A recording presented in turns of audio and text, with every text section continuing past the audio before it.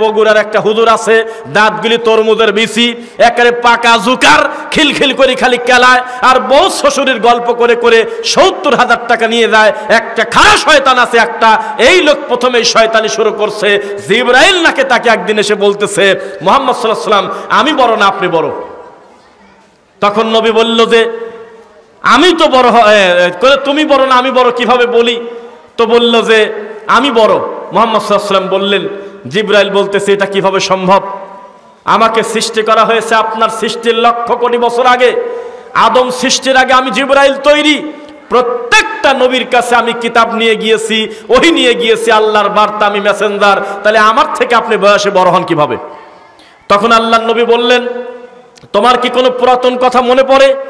তুমি বলো তো দেখি, তোমার সৃষ্টির শুরুতে তুমি কি দেখেছিলে প্রথমে? তখন সে বলল, আমি আপনাকে এমন একটা ঘটনা বলবো যেটা দেখেন নাই তো দেখেন নাই, আপনার বংশে কেউ দেখেনি। আমাকে যখন আল্লাহ সৃষ্টি করলেন, আমি একটা পর্দায় দেখলাম আকাশে একটা নক্ষত্র, সেই নক্ষত্রর এত সুন্দর